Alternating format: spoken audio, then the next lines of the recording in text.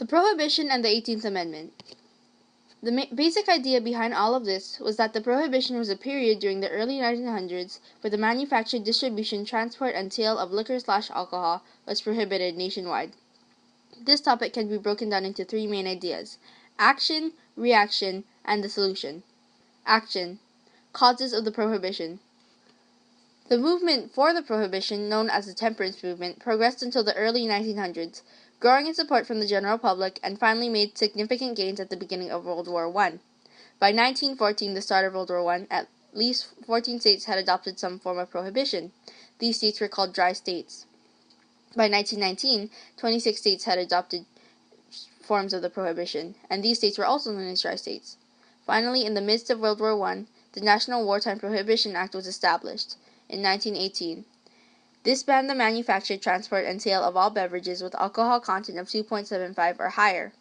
These laws served to preserve the crops — alcohol was made from grain crops at that time — and to keep servicemen decent. At this point in the early 1900s, 2/3 of Congress supported the repeal of liquor. The two most prominent organizations who supported further push on laws which regulated the liquor industry were the Women's Christian Temperance Union and the Anti-Saloon League. The Anti-Saloon League challenged liquor on a legal front and pushed for an enforcement of the laws which were already established against the drink. World War I provided the ASL with further reasons to prohibit liquor.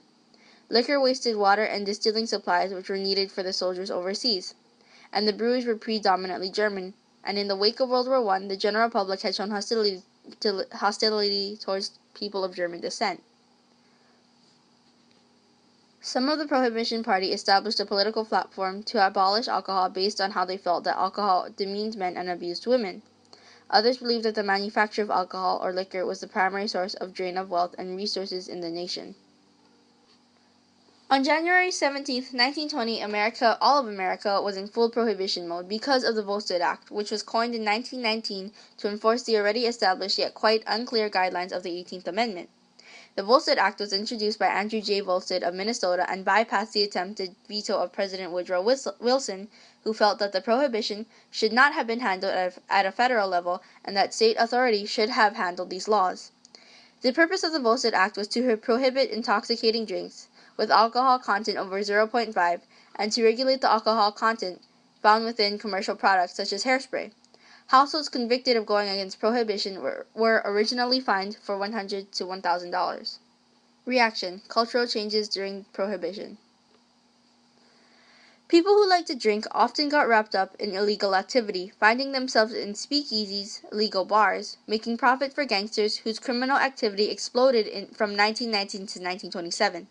Despite the increasing severity of punishment for defying prohibition, in 1930 there was an estimated 10 to 15 gallons of alcohol circulating throughout the American underground. Defiance of prohibition was a major cultural turning point of the Roaring Twenties.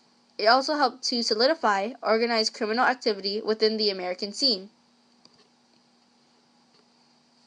Congress refused to provide the financial requirements in order to enforce this amendment. The Chief of the Treasury Department, John F. Kramer, promised its quick abolition.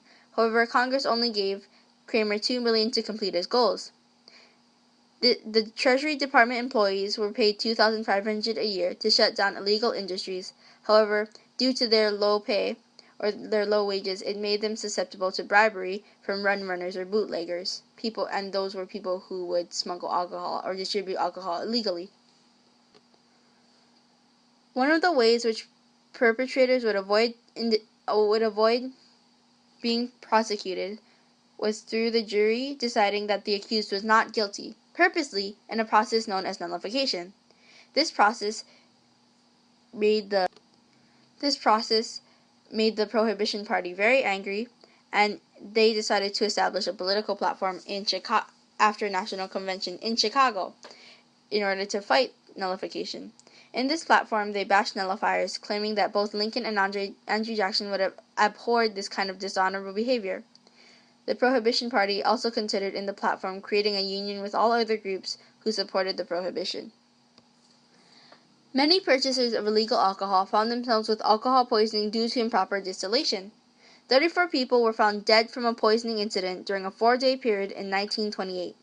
If you were a doctor working at one of the hospitals, you would be surprised by all the new ways people could poison themselves during using alternative forms of receiving liquor. Distilling became a major industry for the American crime scene during the Prohibition, and it was not uncommon to walk into an urban or suburban neighborhood and find yourself in a center of mass production. Illegal alcohol would also be smuggled in from Canada or Mexico. Solution: repealing the 18th Amendment.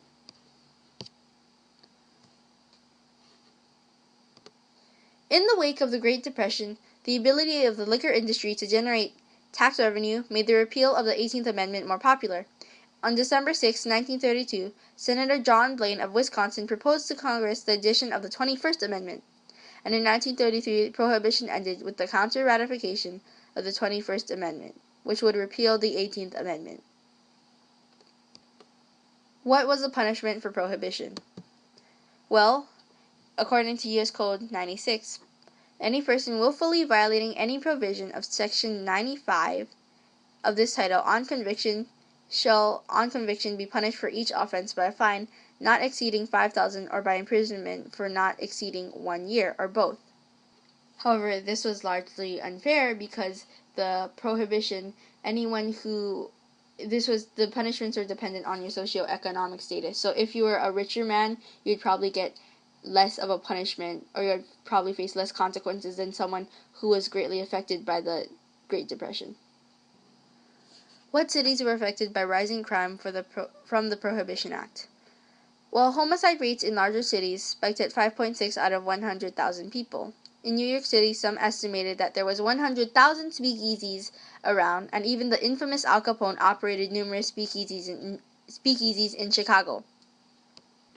The Ashley Gang also dominated the southeast coast of Florida, and they were bootleggers who were also accused of many other offenses, such as murder or robbery. Bribery and scandal. What was the government's solution for bribery? Bribery and scandal amongst all figures of authority had become common. Therefore, it was not uncommon to see politicians prosecuted due to their violation of the prohibition.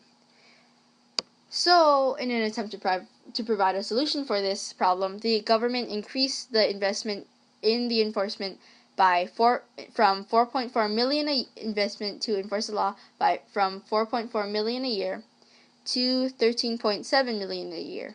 However, this still didn't work because there was still a lot of people who were willing to get alcohol using illegal methods.